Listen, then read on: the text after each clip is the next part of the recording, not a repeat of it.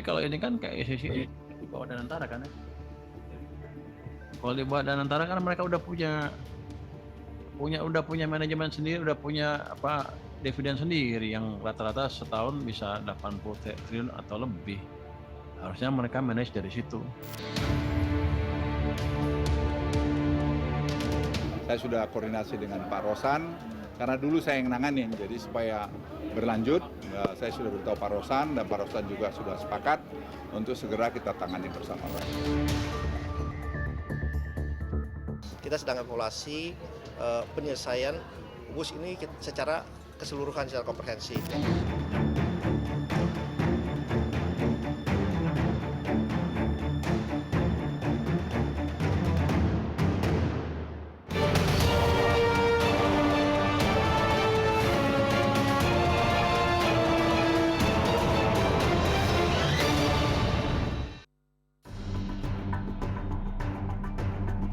Proyek kebanggaan era Presiden Joko Widodo, kereta cepat Jakarta-Bandung WUSH, kini menghadapi polemik karena beban utang proyeknya tengah membebani neraca keuangan PT Kereta Api Persero. Bahkan Direktur Utama PT KAI Bobi Rasidin saat menghadiri rapat dengar pendapat dengan Komisi 6 DPR pada Agustus silam, sempat mengakui mega proyek itu memang menjadi bom waktu bagi perseroan. Kami semua kendala-kendala, permasalahan-permasalahan yang ada di dalam KAI ini. Terutama kami dalami juga masalah KCIC yang seperti yang disampaikan tadi, memang ini bom waktu. Sementara itu Menteri Keuangan Purbaya Yudi Sadewa menyatakan, pemerintah tidak memiliki kewajiban untuk menanggung utang proyek kereta cepat Jakarta-Bandung atau WUSH. Dirinya menegaskan tidak akan ada uang APBN yang digunakan untuk melunasi utang kereta cepat. Tapi kalau ini kan kayak ICC di bawah Danantara kan ya. Kalau di bawah Danantara kan mereka udah punya manajemen sendiri, udah punya dividen sendiri yang rata-rata setahun bisa 80 triliun atau lebih. Harusnya mereka manage dari situ, jangan ke kita lagi. Karena kan kalau enggak ya semuanya ke kita lagi. Purbaya menjelaskan pihaknya telah memastikan posisi pemerintah tetap jelas dan tegas terkait pembiayaan proyek strategis tersebut. Menurutnya, selama struktur pembayarannya tertata dengan baik dan transparan, pihak pemberi jaminan seperti China Development Bank atau CDB tidak akan mempersoalkan. Sementara itu, CEO BPI Danantara Rosan Roslani masih mengevaluasi secara menyeluruh penyelesaian utang proyek WUSH. Setelah menentukan sejumlah opsi, kemudian opsi tersebut akan dirapatkan bersama lintas kementerian untuk pengambilan keputusan. Sebelumnya opsi yang mencuat dari COO Danantara Doni Oskaria adalah menyuntikkan dana ke PT Kereta Api atau mengambil alih infrastruktur kereta cepat Jakarta-Bandung. Sedangkan opsi dari Menteri Keuangan Purbaya Yudi Sadewa adalah menggunakan dividen BUMN yang ada, sekitar 90 triliun rupiah per tahun. Kalau masalah WUS, ya, saya juga sudah sampaikan ke ke semua menteri, kemarin juga ke Pak Purbaya bahwa kita kan sedang mengevaluasi. Kita sedang evaluasi penyelesaian WUS ini secara keseluruhan, secara komprehensif. Ya tentunya kita dalam mengevaluasi ini kita memberikan ada opsi 1, 2, 3. Nah, begitu nanti evaluasi ini sudah selesai secara baik dan matang, baru nanti kita akan membawa opsi-opsi ini kepada kementerian terkait. Terbaru Ketua Dewan Ekonomi Nasional Luhut Binsar Panjaitan turun tangan membereskan polemik utang kereta cepat Jakarta-Bandung alias WUSH. Luhut menegaskan, penyelesaian polemik utang proyek WUSH memang tidak bisa dilakukan melalui keterlibatan APBN, sebagaimana yang sudah ditegaskan Menteri Keuangan Purbaya Yudi Sadewa. Ia mengatakan dari DEN juga sudah menilai opsi restrukturisasi utang menjadi yang paling tepat. Ya itu dengan restrukturisasinya sekarang sedang dikerjakan dari kantor saya Seto yang paham betul mengenai itu, dan tadi pagi saya tanya, kita tinggal nunggu kepres saja, ada kepres dari Presiden mengenai timnya, dan saya sudah koordinasi dengan Pak Rosan, karena dulu saya yang nanganin, jadi supaya berlanjut, saya sudah beritahu Pak Rosan, dan Pak Rosan juga sudah sepakat untuk segera kita tangani bersama-sama. Dipakai dividen, Nanti kita lihatlah, sama dengan LRT mungkin ada gap Investasinya itu berapa triliun, nanti dari situ kita cicil sehingga dengan itu nanti bisa jalan. Tapi ingat ya, tidak ada public transportasi itu di dunia ini yang menguntungkan. Selalu banyak subsidi pemerintah, tapi tentu harus subsidi yang betul-betul terukur. Untuk kembali melanjutkan proses perundingan restrukturisasi utang proyek WUSH, Luhut mengatakan Presiden Prabowo Subianto juga berencana membentuk tim khusus untuk mengurus penyelesaian polemik penanganan utang kereta cepat Jakarta-Bandung itu. Nantinya tim akan dibentuk melalui penerbitan keputusan Presiden atau Kepres. Di sisi lain, nama Presiden ke-7 RI Joko Widodo ikut disorot terkait proyek kereta cepat Jakarta-Bandung ini. Jokowi disorot karena dirinya lah yang menghendaki proyek tersebut direalisasikan, yang kini menimbulkan masalah, yakni potensi utang 116 triliun rupiah.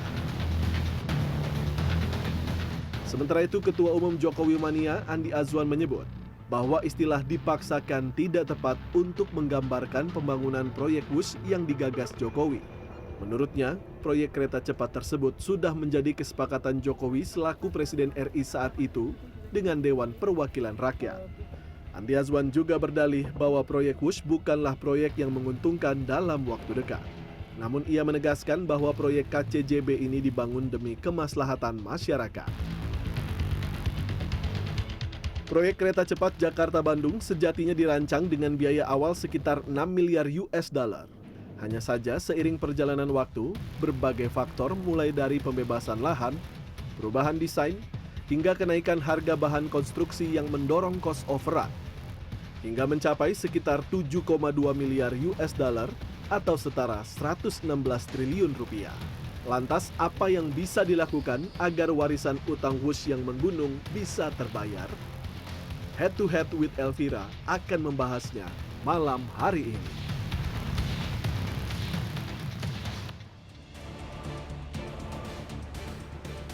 Disiarkan langsung dari Studio 2 CNN Indonesia. Inilah Head to Head with Elvira. Selamat malam, proyek mercusuar era pemerintahan Joko Widodo kereta cepat Jakarta-Bandung atau WUSH kini didera polemik. Beban utang kini membengkak hingga 116 triliun rupiah. Silang pendapat terjadi siapa sebenarnya yang harus menanggung beban utang ini. Karena Menteri Keuangan Purbaya sudah memastikan menolak jika APBN dijadikan penyangga. Lantas apakah WUSH menjadi bukti kemajuan atau justru warisan beban bagi pemerintahan saat ini? Kita akan bahas dengan sejumlah narasumber yang sudah hadir bersama kami. Saya undang yang pertama, pengamat kebijakan publik Agus Pambagio. Selamat malam Mas Agus. Selamat Rel. Silakan Mas. Gimana? Hot seat-nya sebelah kanan nih. Saya undang Ketua Bidang Politik DPP Partai Solidaritas Indonesia, Bestari Barus. Selamat malam, Pak Bestari. Selamat malam. Ini tadi saya ledekin ini. Baru nih, logo dan bajunya baru nih, masih fresh. Partainya baru, Widih. bajunya baru, logonya baru. Siap. Silakan Pak Bestari, selamat datang. Kemudian saya undang politikus PD Perjuangan, Ferdinand Hutahian. Bang Ferdinand, selamat malam. Silakan bergabung. Apa kabar Bang? Kabar baik, kabar baik. Silakan. Terima kasih. Dan anggota Komisi 6 DPR RI, Fernando Ganinduto. Mas Fernando, selamat malam. Silakan. Dan juga nanti kami akan mengundang Direktur Ekonomi Digital Selius, Nailul Huda, yang akan bergabung. Dan sudah bersama kami juga Ketua Umum Jokowi Mania, Andi Azwan. Selamat malam Bang Andi. Baik, kita akan mulai diskusi malam hari ini karena ramai yang bertanya-tanya siapa yang kemudian harus menanggung beban utang untuk kereta WUSH. Tapi saya ke Mas Agus dulu. Mas Agus, ini kita agak mundur sedikit ya Mas ya. Kalau berbicara mengenai saat itu, kereta WUSH ini, kereta cepat ini merupakan suatu kebutuhan atau keinginan Mas? Ya, kalau kita lihat sejarahnya ini keinginan. Awalnya sih kebutuhan ya. Karena kan di Jepang itu bentuk loan. Ya kan, nah sekarang lalu dipindahkan ya jadi keinginan kan. Saya yang mau kan gitu.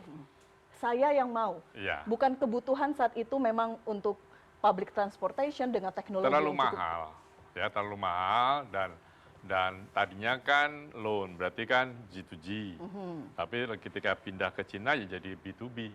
Kan ada Perpres 107 2015-nya. Nah, lalu ke sini sulit pembayaran, ya masuk APBN. Gitulah ceritanya. Ketika berbicara mengenai keinginan siapa? Presiden, kan saya yang tanya. Pak, ini ide siapa? Ide saya. Kan saya sudah sampaikan juga di publik beberapa kali, jawabannya ide saya. Ya sudah. Meskipun saya bilang, Pak, itu mahal, kemudian juga perlu teknologi yang tinggi, enggak bisa kok. Saya sudah bicara dengan Xi Jinping, ya sudah. Kan di berbagai media, Mas Agus sudah menyatakan ya waktu itu diundang bersama dengan sejumlah pakar lainnya, gitu. Dan sempat One Team Press. Ada One Team Press sana, sempat terjadi dialog begitu ya. Kenapa kemudian Presiden saat itu menginginkan tertarik untuk membuat kereta cepat Jakarta-Bandung? Iya, beliau tanya, Mas Agus setuju tidak kalau bangsa yang maju itu menguasai teknologi tinggi? Saya bilang iya. Ya itu saya ambil, pakai kereta cepat kan ada bantuan dari Cina. Itu kurang lebih lah ya, saya pastinya. Saat memberikan masukan? Ya saya beri masukan bahwa itu tidak mahal, tidak bisa. Tenang aja, pasti bisa. Ya sudah. Ya sudah, itu yang kemudian... Ya kan saya cuma rakyat, ditanya saya jawab. Saya kasih nasihat, jangan. Ya, mau tetap dibangun, ya kan bukan urusan saya lagi. Makanya tidak perlu jutaan lagi, toh sudah itu kan. Sudah tahu. Kebutuhan atau keinginan, saya ke Bang Bestari sekarang saat itu. Apa bedanya kebutuhan dengan keinginan? Yang penting itu barang kemudian ada. Dan untuk melayani masyarakat. Kalau kemudian kita selalu menarasikan, ini berat, ini sulit, ini mahal. Kemerdekaan itu berat loh, mahal loh. Makanya tidak sembarang konsultan mungkin bisa kemudian menyampaikan isi hatinya pada saat mau perang kemerdekaan itu. Gitu. Kalau Pak Agus yang di sana nggak merdeka-merdeka sampai ini hari. Karena berat-berat terus. Tidak ada di sana keinginan yang kuat. Tidak ada kemudian di sana upaya yang kuat, tidak ada di sana doa, dan tidak ada patriotisme. Tapi kan kalau perang biasanya buat strategi dulu, Bang. Nggak langsung datang berperang. Kan harus dikalkulasi dulu. Apa strategi perang yang paling canggih ketika you bersenjatakan yang namanya bambu runcing? Apa? Nggak ada. Maka kalau kita berikan itu mungkin kepada konsultan yang pada hari ini, Indonesia nggak merdeka-merdeka. Karena tidak pernah mengukur bagaimana patriotisme, bagaimana keinginan yang kuat, bagaimana doa yang kuat. Atas kebutuhan, atas keinginan dari masyarakat, dari anak bangsa. Itu yang perlu gitu. Jadi kalau hitung-hitungan ini nanti rugi. Saya berkali-kali katakan, jangan berbisnis. Jangan pakai hitungan bisnis kalau untuk rakyat. Tapi di mana tempat selalu diulang-ulang, ini rugi. Loh, jalan ke kampungnya Bung Ferdinand juga merugikan kalau dari sisi kita melihat nggak suka kepada orangnya gitu yang memberi keputusan. Kenapa? Karena yang menikmati di kampung itu cuma 13 orang misalnya. Nggak kapan ini balik investasi ini. Maka mari kita mulai berpikir pada hari ini bahwa hal yang baik yang bisa diberikan kepada masyarakat Indonesia, berikan. Nah hari ini apa yang kita lihat? Barang dari China sudah ada di tempat kita bingung gimana membayarnya gitu. Loh kok aneh? Tinggal ini yang sekelas beliau ini, buktikan kejagoannya sekolah di luar negeri, bikin skema bagaimana membayar ini. Harusnya seperti itu, bukan kemudian mencacat masa lalu, ini saya sudah kasih tahu. Hari ini existing seperti ini. Apa yang bisa kontribusikan kepada rakyat Indonesia? Jadi kita lupakan saja apa yang sudah terjadi. Jangan dilupakan, justru itu yang harus dicarikan. Jadi kalau kita melihat ada sesuatu yang harus kita lakukan demi masyarakat mendapat pelayanan, jangan kemudian lihat ke belakang. Saya dulu ini sudah katakan jangan begini. Ya elah. Kalau begitu konsultan perang dulu, nggak ada negara yang manapun merdeka. Gitu loh. Karena selalu mengatakan kita nggak akan kuat, kita nggak akan kuat. tapi patriotisme. Saya kira Pak Jokowi menerapkan itu pada hari ini. Tapi mungkin sekarang nggak kuat juga bayar utang, sehingga ramai kemudian diperbincangkan. Siapa bilang nggak kuat? Bang Ferdinand, Siapa bilang nggak komentar kuat? dulu. Siapa bilang nggak kuat? Datanya mana yang mengatakan kita tidak kuat bayar? Oke, buktinya pada saat rapat dengan Komisi 6, kemudian disampaikan ini akan menjadi bom waktu. Tidak ada bom waktu, itu hanya istilah kata saja. Restruktur dapat berlaku. Kenapa takut bahwa restruktur ini akan memakan waktu 100 tahun? Emangnya 100 tahun ke depan Indonesia udah nggak ada? Oke, baik. Bagaimana mikirnya ini? Berarti beban utangnya mungkin 100 tahun, begitu ya? Ya, Jangan kenapa? takut, karena ini perang, begitu. Bang Ferdinand? Ya, terima kasih Mbak Elvira. Saya hampir tersedak tadi mendengar pernyataan Bang Bestari ini. Saya ngeri kalau model-model pemikiran seperti ini mengurus negara. Nah, Saya nggak takut. Gini, Ya, jadi sebentar begini. dulu. Anda silakan sampaikan. Ya, ini saya Tidak mau usah sampaikan. kritisi yang apa saya sampaikan gitu. Justru ini Ya. saya mau sampaikan. Bang Apa? Bestari dengar aja. Yang Ya, pertama kita saya mau dengar. bicara tentang kereta cepat Indonesia. Saya mau menyampaikan bahwa memang sejak awal kereta cepat Indonesia ini sudah gagal nalar. Kenapa gagal nalar? Karena memang proyek ini adalah hasrat ambisius yang tidak dikalkulasi soal kemampuan membayar. Ini utang bukan pinjaman gratis. Kalau kita melihat biaya yang dikeluarkan untuk membangun kereta cepat Indonesia ini sampai 120 triliun.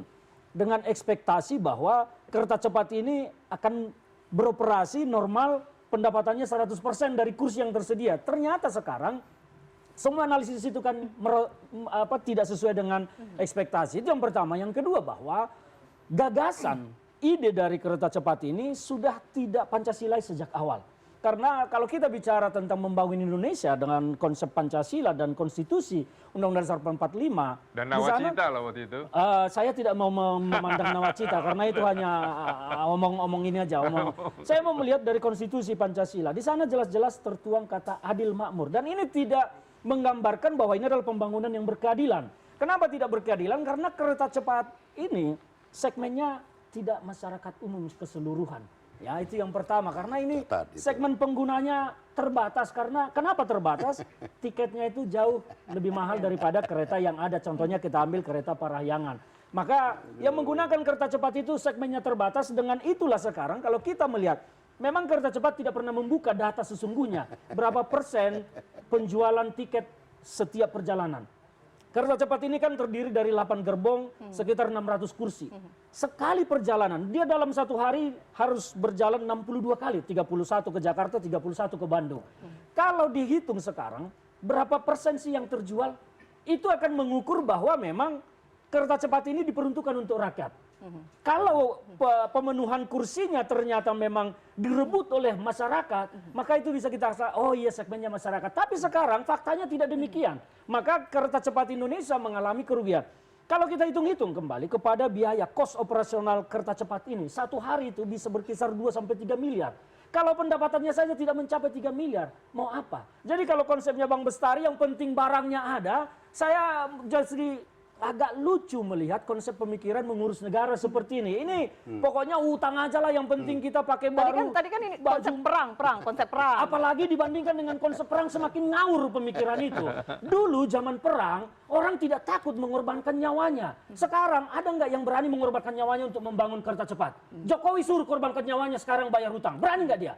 Jadi jangan dibandingkan dengan perjuangan kemerdekaan jauh jangan sekali. bawa Jokowi dulu. Loh, ini penggagasan Jokowi. Benar, sebagai apa? Dalam kapasitas apa? Kapasitasnya sebagai Yang presiden. dukung dia siapa? Jangan bicara Jangan dulu. begitu. Tidak semua Bukan. kebijakan Jokowi didukung oleh PD Perjuangan. Siapa bilang? Siapa Yang bilang? mana?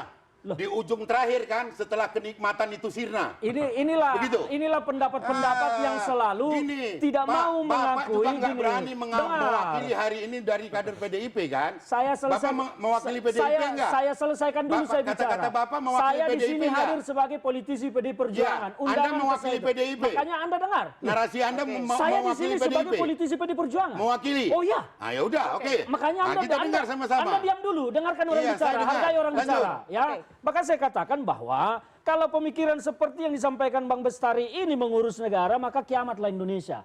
Ini yang harus kita hindari. Kalau dibandingkan dengan perjuangan kemerdekaan Indonesia, pahlawan kita itu dulu tidak pernah takut mati berperang. Sekarang ada nggak sih yang takut, yang berani mati membela kereta cepat Indonesia ini, membayar? Nggak ada. Ini adalah sebuah hasrat individu dari Jokowi yang tidak memperhitungkan risiko. Sementara sekarang risiko ini semua rakyat yang menanggung, bukan hanya Jokowi dan para pendukungnya. Kita, kami, Anda semua ini yang tidak mendukung Jokowi juga akan menanggung risiko. Risikonya apa? Perekonomian Indonesia akan terganggu kalau kereta cepat Indonesia ini gagal bayar. Risikonya apa gagal bayar? Kepercayaan dunia internasional ke Indonesia akan menurun dari sisi investasi. Ya, kalau itu saya terjadi, sangat apa yang akan terjadi? menyayangkan ya PDI Ya, itu. Perjuangan ternyata menafikan bahwa segmen-segmen masyarakat ini yang menggunakan yang namanya kereta cepat ini, karena beliau tadi mengatakan beliau ini mewakili PDI Perjuangan, maka saya agak heran kok PDI Perjuangan ini. Sekarang saya tanya, sebentar dulu dong. mbok tukang jamu itu Sebentar dulu pakai dong. kereta cepat Sebentar tidak? dulu. Sebentar Nah, dulu. Anda yang memotong pembicaraan saya. Ini segmen masih saya tadi. oke. Anda potong Lanjut. saya. Habis ini saya ada. Nah, itu. Ya, biar saya sampaikan. Jadi kenapa Suara PDIP segmennya ini. saya bilang ini hanya terbatas karena tidak digunakan oleh masyarakat kalangan bawah semua. Kereta Parahyangan zaman Ya dulu sama masih Pak. Di Papua sana dibangun jalan juga nggak dirasakan oleh masyarakat di Jakarta. Lama-lama kita kayak Artinya emak-emak apa? juga Artinya berdebat apa? di sini. Monggo Pak Bestari, silakan Pak. Ambil waktunya semua. Bahwa begini, berkeadilan itu bukan hanya seperti apa yang ada di kepala beliau, tapi menyesuaikan dengan kebutuhan. Pertanyaannya Kebutuhan. tadi, ini kebutuhan atau keinginan? Kebutuhan dan keinginan sejalan lah. Nggak, Anda ini Jadi udah gini, salah. jangan Anda pakai Kebutuhan- rasio Anda kebutuhan dengan menjadi keinginan itu standar. berbeda. Saya agak heran Sama kalian justru- memakai rasio justru- kalian sebagai standar, Justru nggak boleh. pemikiran Pak Bestarus jangan jadikan standar Seluruh pengurus bangsa. segmen masyarakat harus mendapatkan pelayanan. Anda setuju nggak? Loh iya dong. Setuju kan? Kereta cepat Ya Indonesia. sudah. Justru pertanyaan Ya saya, sudah, kereta cepat berarti dipakai kan- mak tukang jamu berarti nggak? kan Anda Mbok bakul setuju sayur bahwa nggak? siapapun yang memakai kereta cepat itu adalah warga negara Indonesia. Setuju nggak? Oke. Aduh, Setuju kalau dong. bicaranya warga negara, Saya harus pesawat berikan kesempatan. Logika kelas Anda bisnis ini juga yang dipakai sesat. warga negara. Oke, saya akan Nanti ada perkenalkan. orang naik Oke. pesawat Anda bilang lagi untuk Baik, orang kaya baik, bubarkan Garuda. Baik. Gimana? Anda Sudah ini? bersama Ini- kami Aduh. ya. Ini logikanya miring Baik. seperti Oke, Jokowi oke, ini. saya akan perkenalkan Kita narsum baru lainnya tahu sudah nih bergabung. PDIP pandangannya begitu. Oke, Ini ditahan logikanya dulu, miring ditahan sama dulu. seperti Jokowi. Bapak-bapak, sudah hadir bersama Sesak kami napas Nailul dia. Huda, Direktur Ekonomi Digital Selius. Selamat malam Mas Huda, terima kasih waktunya. Baik, kita nanti akan berdiskusi lebih lanjut termasuk siapa yang kemudian bertanggung jawab dan bagaimana nanti skema pembayaran hutang yang diperkirakan mencapai sekitar 116 triliun rupiah. Apakah betul kita, Anda, mungkin anak cucu kita nanti akan menanggung hutangnya. Dan kami juga mengundang Anda menyaksikan Head to Head with Elvira di akun YouTube CNN Indonesia. Silahkan Anda tuliskan pertanyaan Anda, ditujukan untuk siapa, nanti akan dijawab oleh narasumber yang sudah hadir bersama kami. Kita jeda dulu, kami kembali saat lagi.